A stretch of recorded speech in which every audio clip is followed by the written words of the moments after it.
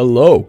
Today we're going to be taking this bedroom and adding in a brand new walk-in closet as well as an ensuite bathroom. To do this, we're going to be tying into the existing plumbing that's just on the other side of this closet, as there is a bathroom there that will be getting remodeled at the same time. My apologies in advance, I'm a little sick at the time of recording. Anyways, starting off with just removing this closet, as we need a blank slate to go ahead and proceed with our plans. I take off all the drywall, all of the framing, all of the electrical, and then begin moving on to the floor here. This is an engineered hardwood. It was both glued and nailed down, which made it a little bit difficult, but with a pry bar and a hammer, anything can be done. I start framing out all the new walls. This one here is going against the back wall. The reason for this is because I want to run all of my plumbing here, but because it's an exterior wall, I wouldn't be able to do that without this false wall here. I take a couple of ledger boards to secure it too. That way it gets a lot of strength through tying into the existing framing. You'll notice that in some areas, I'm actually putting walls on top of the existing flooring. Before doing this though, I take a whole bunch of flooring screws and secure the boards down to avoid any potential squeaks in the future. You'll also notice that I have a larger gap in the middle of a couple studs there. That's to accommodate the eventual niche that will be going in the shower there. For the doors here, I wanted to keep them symmetrical, so I kept the same 24-inch gap from the closest wall to the edge of the door, and then housed two 28-inch doors on either side.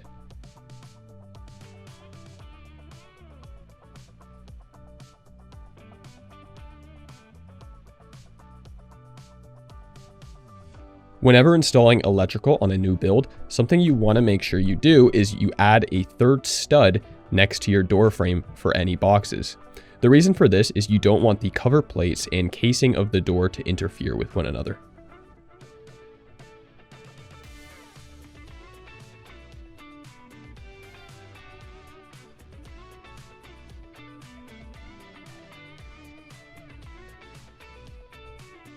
The idea with these two receptacles was that the space between the two doors is 6.5 feet, so I figured you could put a bed comfortably between the two doors, and then that way you'd have space to plug in any electronics.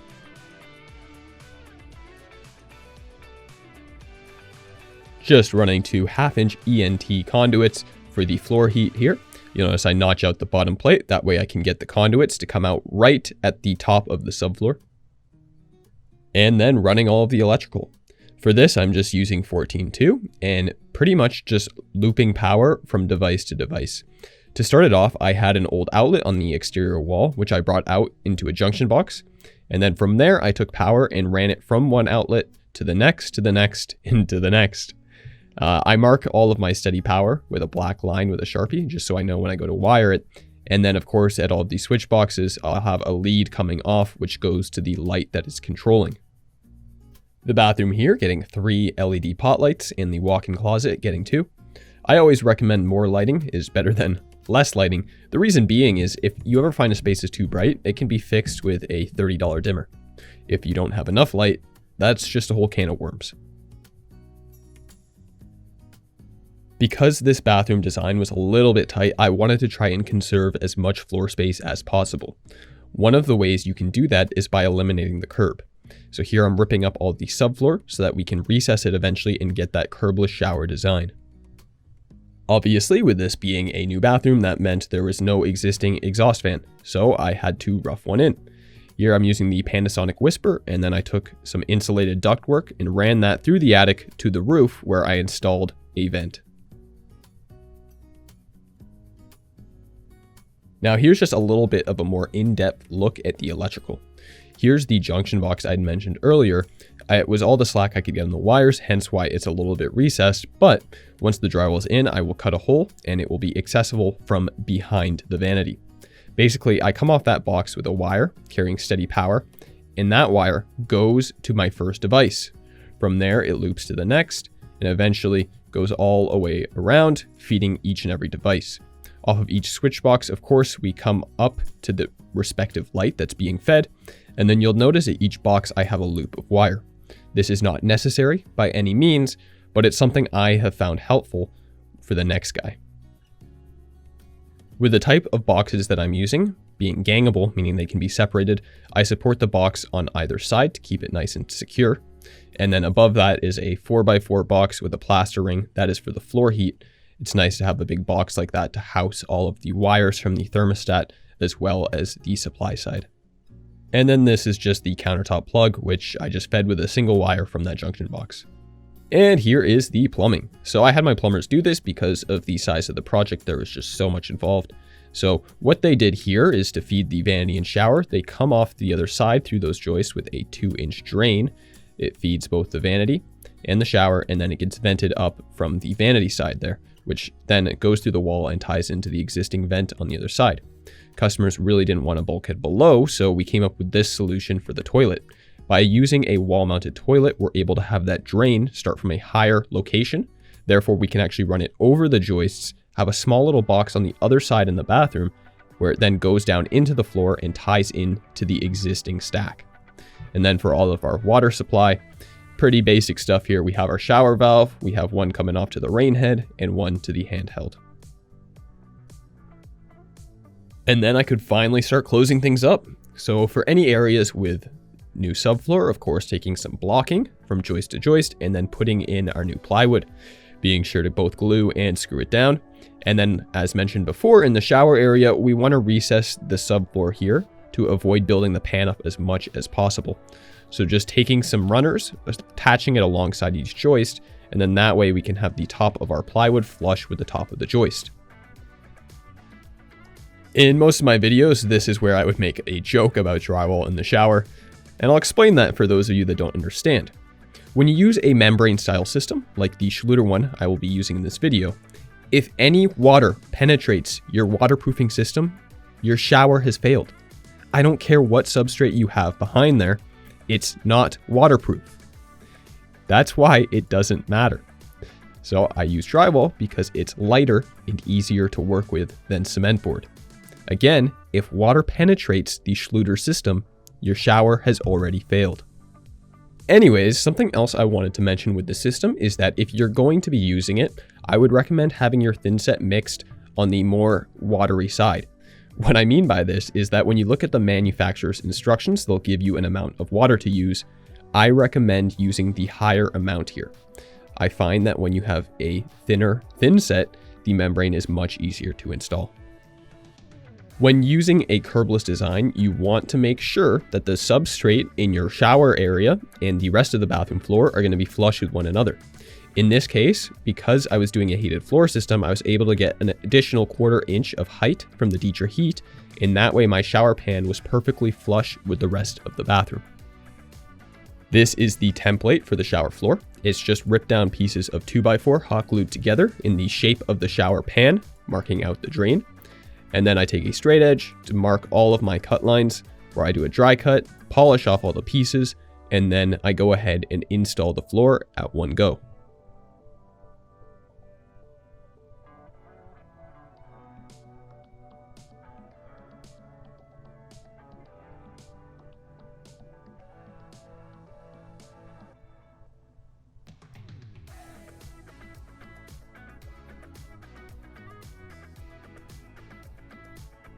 I always love installing these floor heating systems, not because they're particularly fun to install, but because I think they're such a great choice.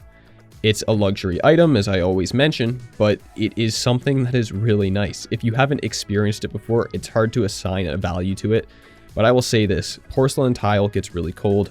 Having a warm floor is just really nice.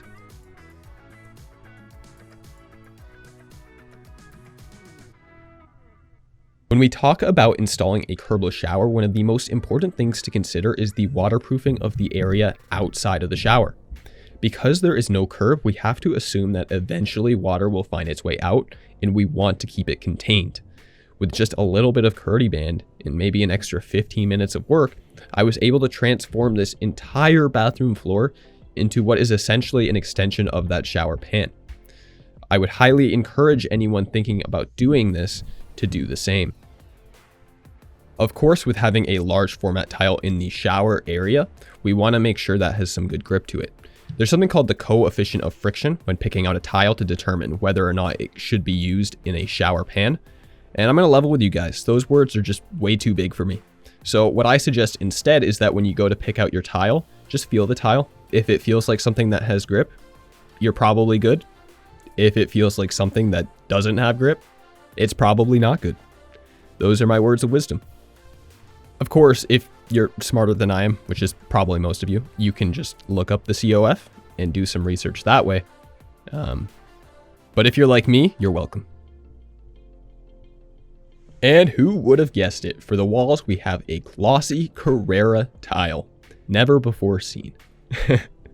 I swear I'm not bored of installing this tile. In all seriousness though, it's just a really beautiful and simple tile. It's what's in right now, so I absolutely get it.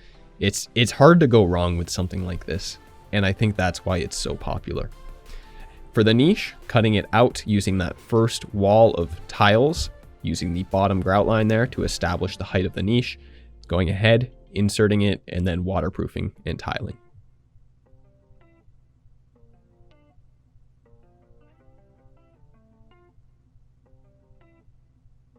You'll notice that with this tile here, I actually have sort of a sliver on either side surrounding the niche that is just in regards to the tile size versus the prefab niche size. For whatever reason, manufacturers refuse to build a 24-inch wide niche. I don't understand it. It's the standard tile size. It would make everybody's lives so much easier, but it is what it is. For the half wall here, I have a 6-inch wide threshold piece, which I just kind of coat the exterior edges in. I like having a solid surface like that. I think it just looks a lot better than having little grout lines in such a thin piece of stone. And of course, the top of the half wall here is sloped ever so slightly towards the shower drain. And now for tile manufacturers, what is up with your tile sizes, guys? I feel as if a 24-inch tile should be 24 inches. Instead, you make it 23 5/8. That way, when you're tiling something like a decorative wall or a curbless shower wall, you end up with a tiny little sliver cut at the top. Nobody's using 1/4-inch grout lines anymore. If someone out there understands the reason for their smaller tile sizes and could fill me in, I would love to know, because to me, it seems as if though it would make more sense for them to be an actual 2 foot in height. For the shower walls, we have the Frosty Grout color by Laticrete. And then for the shower floors and rest of the bathroom floors, we have Silver Shadow by Laticrete. I'm a huge fan of the Laticrete grout. I find it's just very hard to get it to discolor, which is obviously something you want in your grout, and it applies in a really nice and smooth way. I use the same color of Frosty for all of the walls in the change of planes, and just apply it, a thick bead, spray it over with soapy water, and then use a popsicle stick to smooth it all out. Something I've begun to do for my plumbing fixtures is that I use a combination of Teflon and pipe dope. This is not necessary, but for me, it just gives me a little bit more peace of mind, which is something that's really important to me. For my handheld unit here, I use a 3/16 diamond hole saw on the grinder to drill out the holes to secure it to the wall, and then finish it off with this valve here.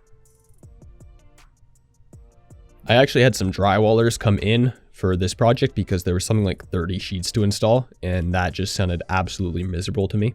So once that was done, go ahead and prime everything and paint it. This is Deep Sea Mist by Sherwin. Really nice color. Start off with all of the edges, the paintbrush, and then rolling out the rest of the walls.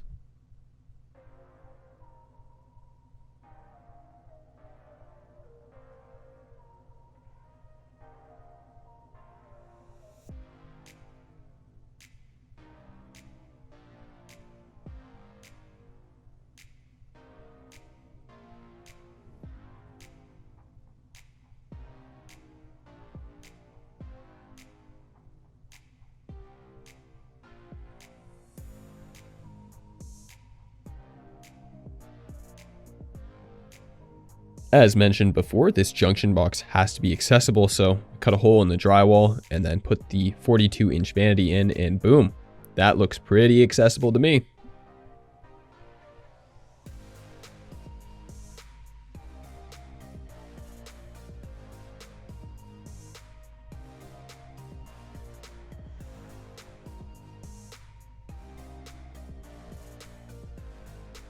just using a couple of drywall anchors for the mirror. And then for the wall sconces, I'd actually left the wire buried behind the wall because I wanted these lights to be perfectly centered between both the tile edge in the mirror and then the exact same on the opposite side.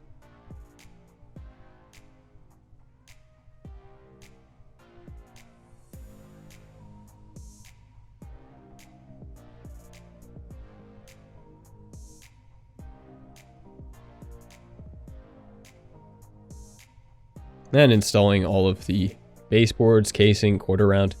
One of these days I'm going to start gluing my casing before installing it. I feel like that's probably just the better method, but today was not that day.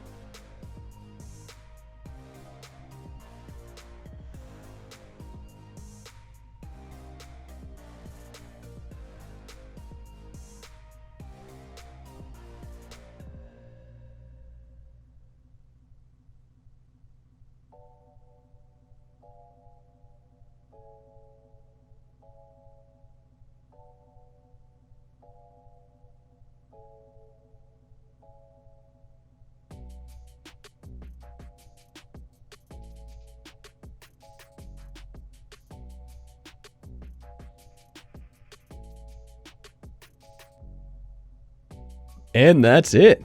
Thank you once again so much for watching. I really appreciate it. If you are in the Toronto area and are in need of some work done, you can find my contact information down below. And that does not include all of you in California. I really appreciate that you guys like my work, but no, I will not be traveling to San Francisco to renovate your bathroom. Sorry.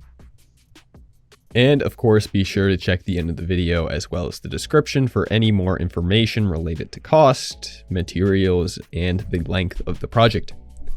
And that's it. So once again, thank you and have a beautiful day.